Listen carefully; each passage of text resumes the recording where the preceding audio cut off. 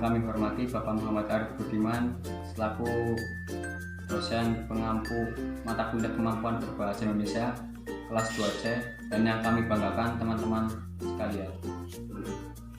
Perkenalkan, nama saya Muhammad Dimas Prayitno sebagai moderator dari kelompok 5. Di sini kami akan mempresentasikan hasil diskusi kelompok kami dengan tema pengertian, tujuan, manfaat, apresiasi sastra anak.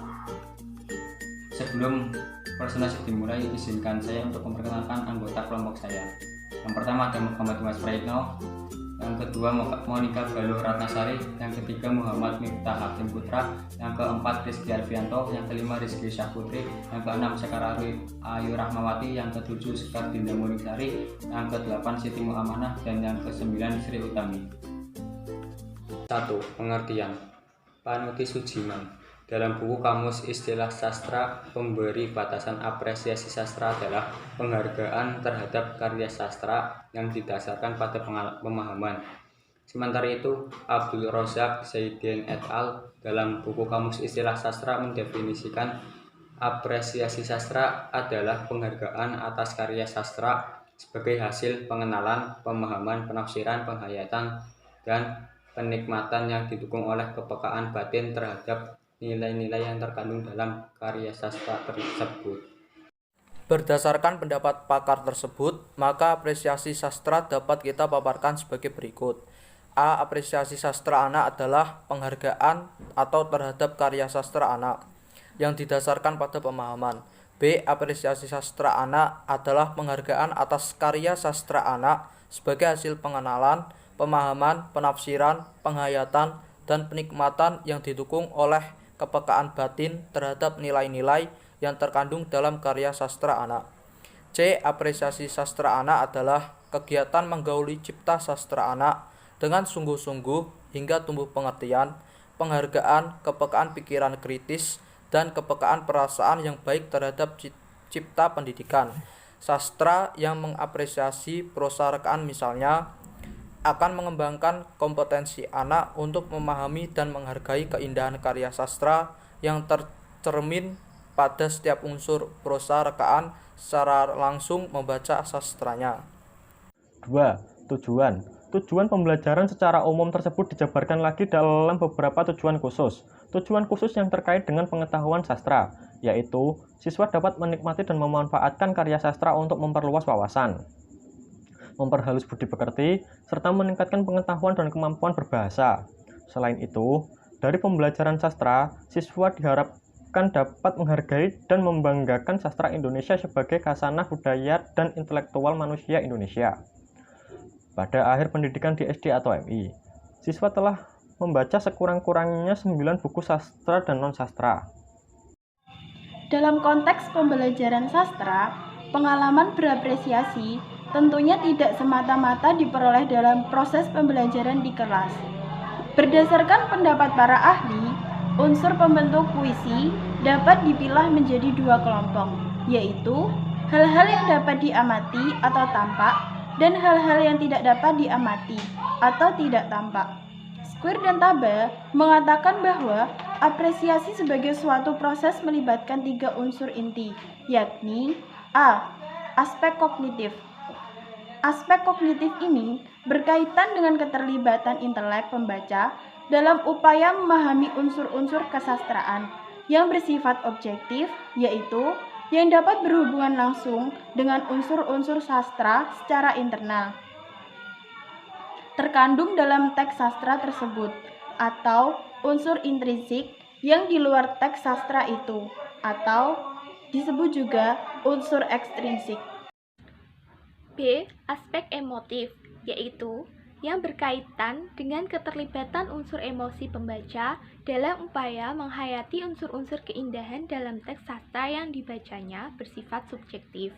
C. Aspek evaluatif, yaitu aspek yang berhubungan dengan kegiatan memberikan penilaian terhadap baik buruk, suka tidak suka, atau berbagai ragam penilaian yang bersifat kritik dan bersifat umum, serta terbatas pada kemampuan aspirator dalam merespon teks sastra yang dibaca, sampai pada tahapan pemahaman dan penghayatan sekaligus mampu melaksanakan penilaian.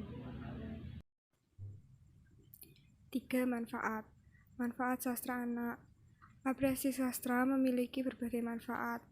Moody dan Leslie S. dalam Wardani tahun 1981 mengemukakan manfaat apresiasi sastra, yaitu A. Melatih keterampilan berbahasa, B. Menambah pengetahuan tentang pengalaman hidup manusia seperti adat istiadat, agama, kebudayaan, dan sebagainya. C. Membantu mengembangkan pribadi, D. Membantu pembentukan watak, E. Memberi kenyamanan, F. Meluaskan dimensi kehidupan dengan pengalaman baru. Hal tersebut sejalan dengan Hak tahun 1987 yang mengemukakan 2 manfaat apresiasi sastra, yakni 1. Nilai personal, memberi kesenangan, mengembangkan imajinasi, memberi pengalaman yang dapat terhayati, mengembangkan pandangan ke arah persoalan kemanusiaan, menyajikan pengalaman yang bersifat emosional. 2. Nilai pendidikan, membantu perkembangan bahasa, meningkatkan kelancaran atau kemahiran membaca, meningkatkan keterampilan menulis, mengembangkan kepekaan terhadap sastra. Dalam pandangan Tarigan 2011 6-8 terdapat 6 manfaat sastra terhadap anak-anak. 1. Sastra memberikan kesenangan, kegembiraan, dan kenikmatan kepada anak-anak. 2. Sastra dapat mengembangkan imajinasi anak-anak dan membantu mereka mempertimbangkan dan memikirkan alam, insan, pengalaman, atau gagasan dengan berbagai cara. 3. Sastra dapat memberikan pengalaman-pengalaman baru yang seolah-olah dialami sendiri oleh para anak. 4. Sastra dapat mengembangkan wawasan para anak menjadi perilaku insani. 5. Sastra dapat menyajikan serta memperkenalkan kesemestaan pengalaman kepada para anak. 6. Sastra merupakan sumber utama bagi penerus warisan dari satu generasi ke generasi berikutnya. Selain fungsi pendidikan dan hiburan, menurut Suwardi Endraswara tahun 2002, sastra anak juga berfungsi yang pertama untuk membentuk kepribadian, yang kedua menuntun kecerdasan emosi anak. Perkembangan emosi anak akan dibentuk melalui karya sastra yang dibacanya. Selain 2 fungsi tersebut, sastra anak mempunyai beberapa fungsi khusus berikut ini. Yang pertama, melatih dan memupuk kebiasaan membaca pada anak-anak. Seperti telah dikemukakan sebelumnya, bahwa anak-anak lebih suka membaca hanya untuk mencari kesenangan. Niat awal untuk mencari kesenangan dapat dijadikan sebagai jembatan untuk melatih dan membiasakan anak bergelut dengan dunia buku. Jika anak-anak telah terbiasa membaca bacaan anak, maka akan merangsang kebiasaan atau hobinya untuk membaca buku-buku pelajaran dan buku umum lainnya. Yang kedua, membantu perkembangan intelektual dan psikologi anak. Memahami suatu bacaan bukanlah pekerjaan yang mudah. Jika anak-anak telah terbiasa membaca, maka hakikatnya mereka telah terbiasa memahami apa yang dibacanya. Kebiasaan memahami bacaan tentu akan sangat membantu perkembangan intelektual atau kognisi anak. Demikian pula sajian cerita atau kisah dan berbagai hal dalam karya sastra anak akan menumbuhkan rasa simpati atau empati anak-anak terhadap berbagai kisah tersebut. Dengan demikian, sastra anak dapat membantu perkembangan psikologi atau kejiwaan anak untuk lebih sensitif terhadap berbagai fenomena kehidupannya. 3. Mempercepat perkembangan bahasa anak. Perkembangan bahasa anak berjalan secara bertahap seiring dengan perkembangan fisik dan pikirannya. Kematangan berpikir sangat menentukan perkembangan bahasa anak. Demikian pula sebaliknya. Perkembangan bahasa sangat menentukan kematangan berpikir anak. Dirgayasa 2011 halaman 79.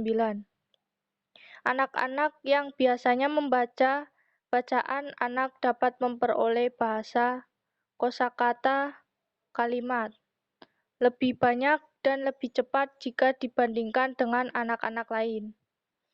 Tentu, Jika anak-anak cepat perkembangan bahasanya, akan membantu tingkat kematangan berpikirnya. 4. Membangkitkan daya imajinasi anak. Secara leksikal, kata imajinasi memang dapat diartikan sebagai khayalan. Namun, imajinasi dalam karya sastra tidaklah sepenuhnya berisi khayalan tanpa ada kaitannya dengan realitas. Imajinasi dalam sastra tidak lain hanyalah sebuah media untuk mengekspresikan pikiran dan perasaan pengarangnya. Oleh sebab itu, esensi dan substansi imajinasi dalam karya sastra adalah realitas kehidupan manusia. Sekian presentasi dari kelompok kami. Bila ada yang kurang paham atau kurang jelas, bisa ditanyakan.